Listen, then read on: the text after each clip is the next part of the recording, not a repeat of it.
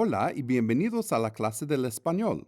Este video es parte de la N.L.L.S programa para estudiantes de idiomas. Este video instructivo es para el español 2, cuento B, parte 3. Hello and welcome to your Spanish class. This video is part of the N.L.L.S program for language learners. This instructional video is for Sp2 Story B, Part 3.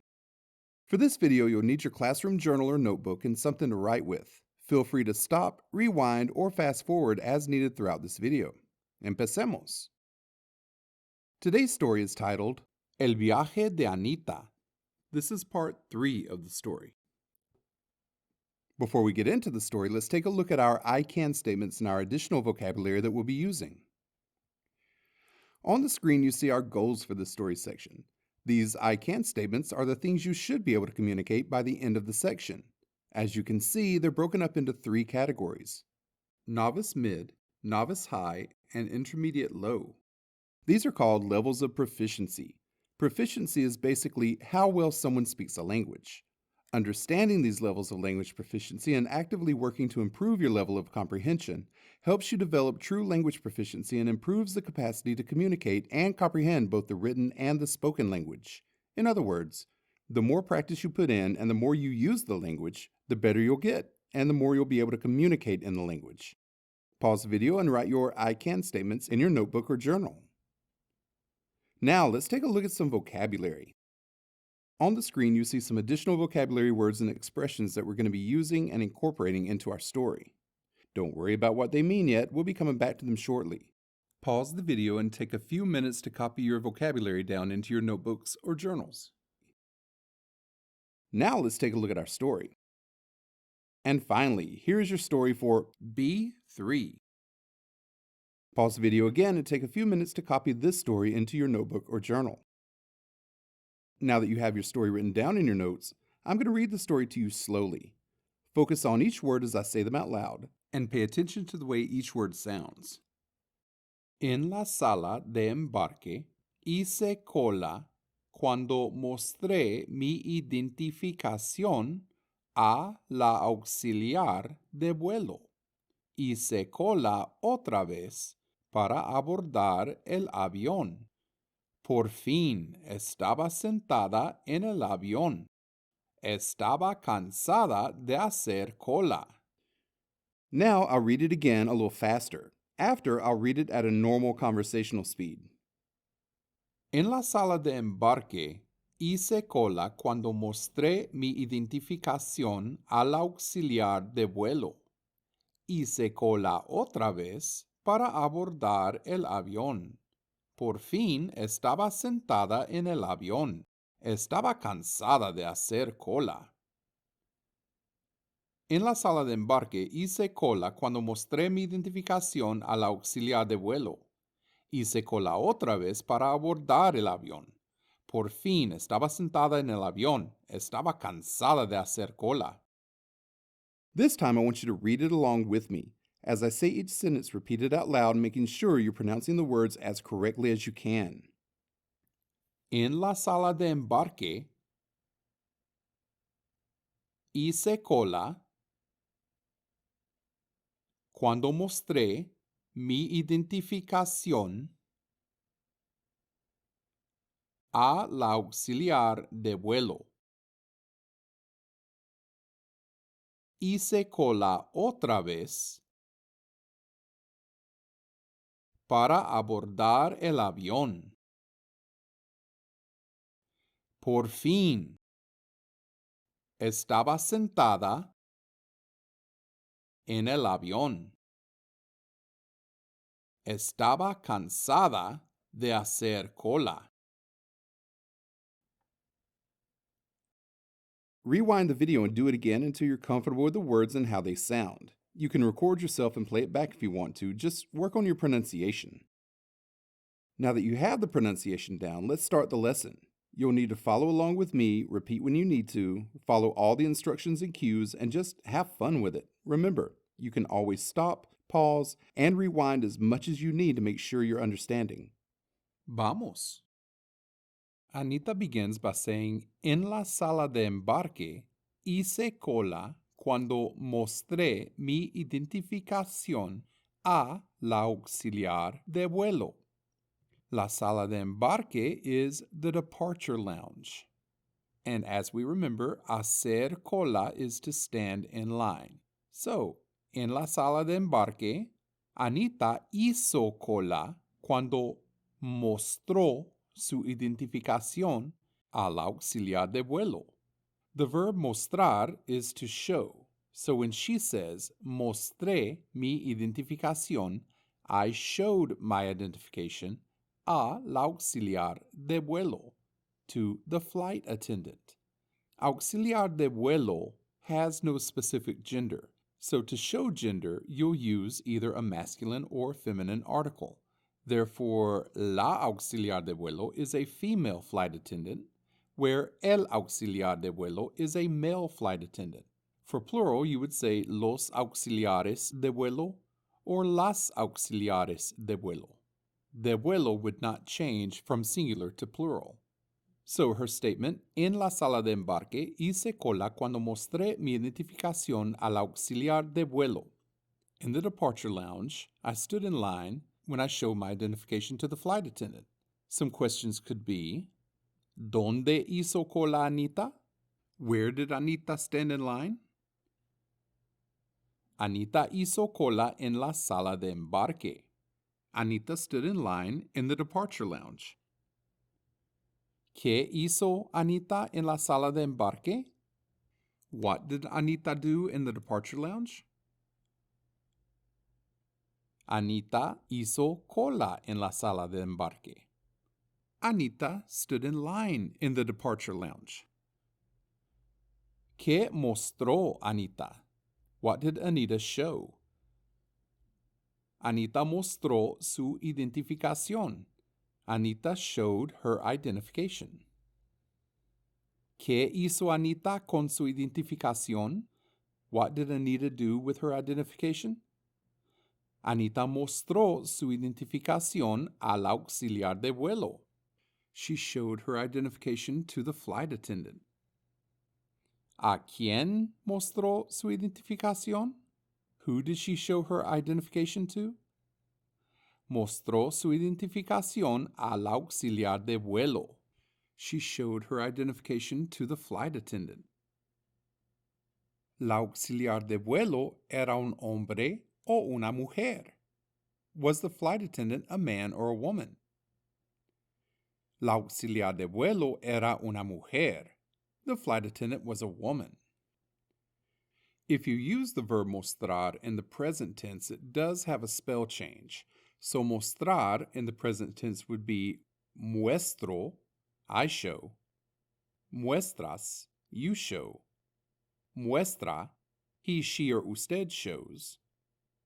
Mostramos, we show. No spell change on that one. And muestran, they show, y'all show. Since Anita is telling us what she did in the airport that day, the verb mostrar is in the preterite. That would be mostré, I showed. Mostraste, you showed. Mostró, he showed, she showed, it showed. Mostramos, we showed. Mostraron, they showed, y'all showed. No spell change needed in the preterite. Anita continues by telling us, hice cola otra vez para abordar el avión. I stood in line again to board the plane. Abordar is the verb to board. The opposite would be to get off of the plane. Bajar el avión.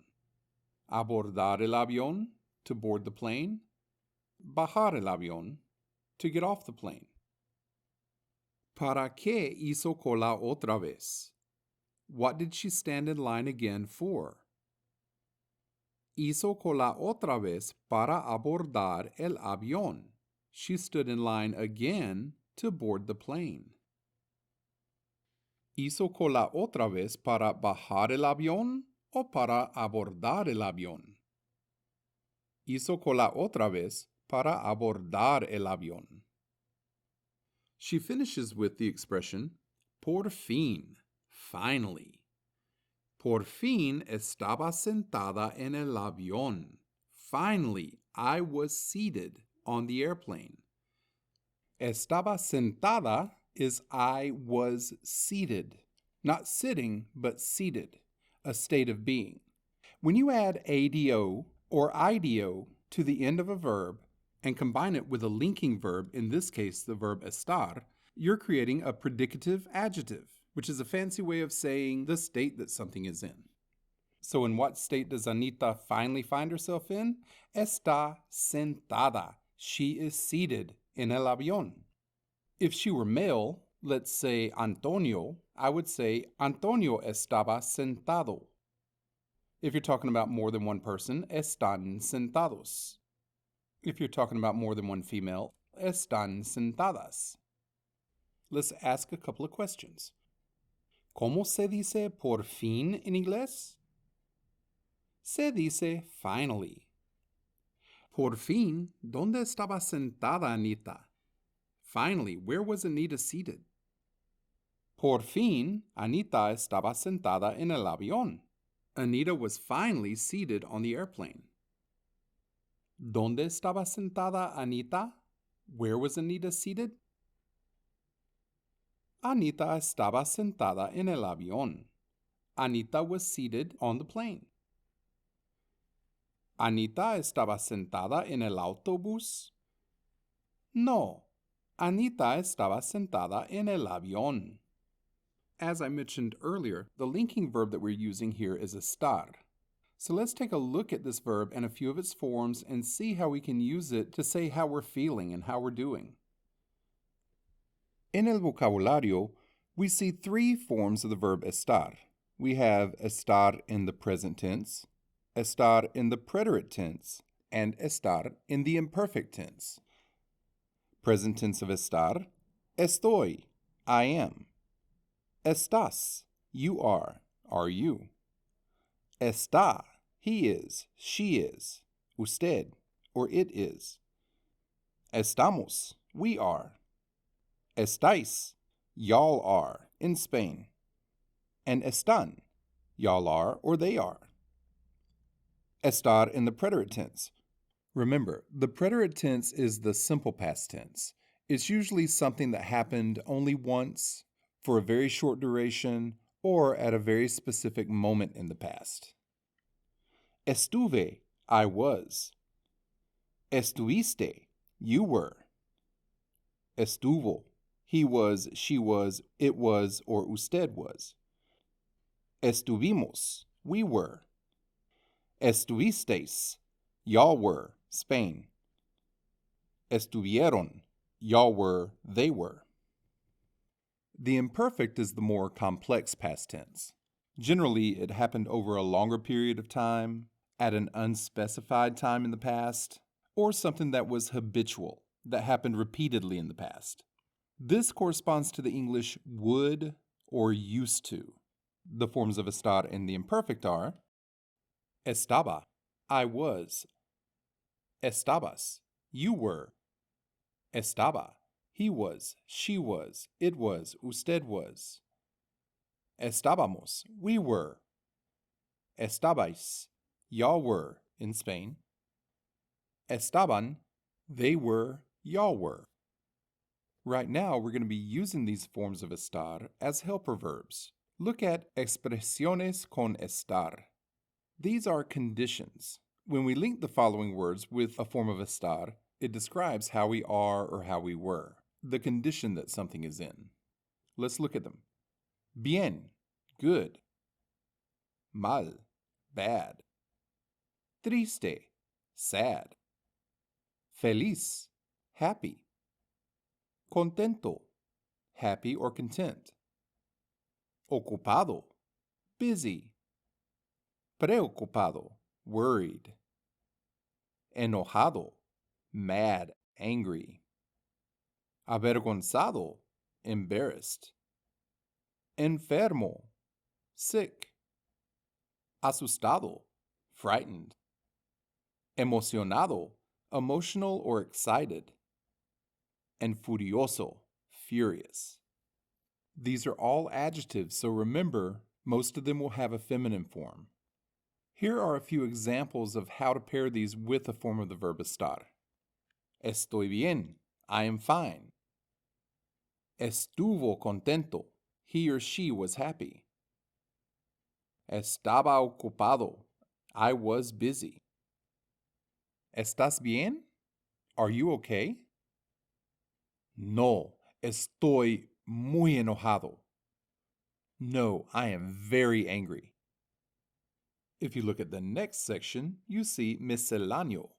These are questions you can ask along with these.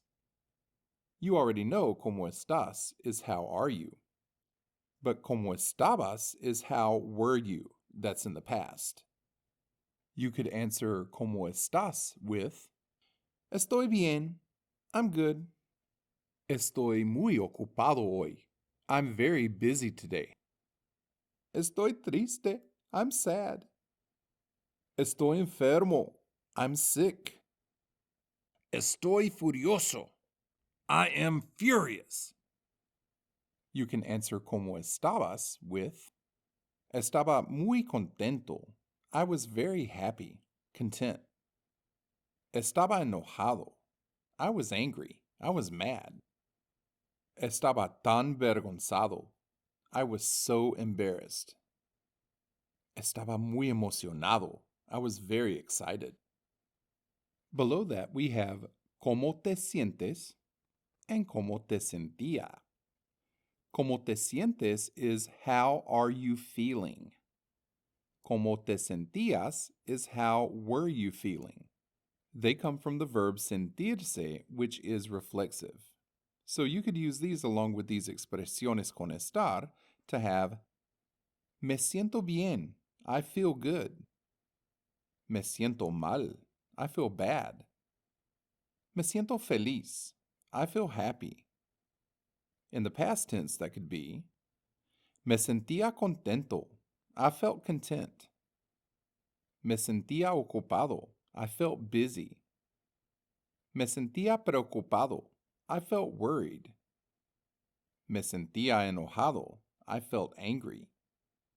So the verb sentirse and the verb estar can be used to tell how someone was feeling, how someone was. Back on our story, Anita finishes up with Estaba cansada de hacer cola. Cansado is tired. So, estaba cansada. I was tired. ¿De qué estaba cansada? What was she tired of? Estaba cansada de hacer cola. She was tired of standing in line. Anita estaba cansada de viajar. Was Anita tired of traveling? No, Anita estaba cansada de hacer cola. No, Anita was tired of standing in line. Excellent job! Let's read through our story one last time, and then we'll look at some questions and answers that you're going to see in your upcoming activities. En la sala de embarque, hice cola cuando mostré mi identificación al auxiliar de vuelo. Hice cola otra vez para abordar el avión. Por fin estaba sentada en el avión. Estaba cansada de hacer cola. Let's look at some questions and answers that you'll see in your activities for the story. These questions will be a mixture of story questions, general questions, and personal questions. ¿Listos? ¿Dónde hizo cola para mostrar su identificación? Hizo cola en la sala de embarque para mostrar su identificación. ¿Cómo se dice la sala de embarque en inglés? Se dice the departure lounge. ¿Qué hizo Anita en la sala de embarque? Anita hizo cola en la sala de embarque. ¿A quién le mostró su identificación? Le mostró su identificación al auxiliar de vuelo. ¿Qué le mostró al auxiliar de vuelo? Le mostró su identificación al auxiliar de vuelo. ¿La auxiliar de vuelo era un hombre o una mujer? La auxiliar de vuelo era una mujer. ¿Te gusta viajar? Sí, me gusta viajar. No, no me gusta viajar. ¿Has estado alguna vez en un aeropuerto? Sí, he estado en un aeropuerto. No, nunca he estado en un aeropuerto. ¿Has viajado alguna vez en avión? Sí, he viajado en avión. No, nunca he viajado en avión. ¿Te gustaría viajar en avión? Sí, me gustaría viajar en avión. No, no me gustaría viajar en avión. ¿Para qué hizo cola otra vez, Anita? Anita hizo cola otra vez para abordar el avión. ¿Qué hizo para abordar el avión? Hizo cola para abordar el avión. ¿Qué abordó Anita? Anita abordó el avión. ¿Prefieres viajar en avión o en bus? Prefiero viajar en avión. Prefiero viajar en bus. ¿Te gustaría visitar otro país? Sí, me gustaría visitar otro país. No, no me gustaría visitar otro país. ¿Te gustaría viajar en tren? Sí, me gustaría viajar en tren.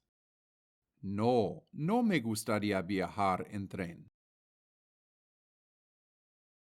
¿Cómo se dice por fin en inglés? Se dice finally. Por fin, ¿dónde estaba sentada Anita? Por fin, Anita estaba sentada en el avión. Por fin, ¿estaba sentada en el taxi? No, por fin estaba sentada en el avión. ¿Cómo estaba Anita? Anita estaba cansada. ¿Estaba cansada o emocionada? Estaba cansada. ¿De qué estaba cansada? Estaba cansada de hacer cola. ¿Estás cansado hoy? Sí, estoy cansado hoy. No, no estoy cansado hoy. ¿Estás emocionado hoy? Sí, estoy emocionado hoy. No, no estoy emocionado hoy.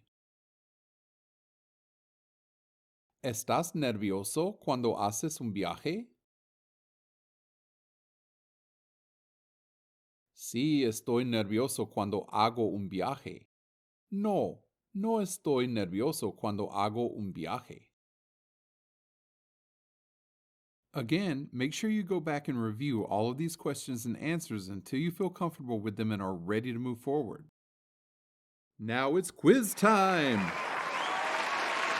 I'm going to give you 20 questions and see how well you can answer them. You're going to need your journal or notebook and something to write with.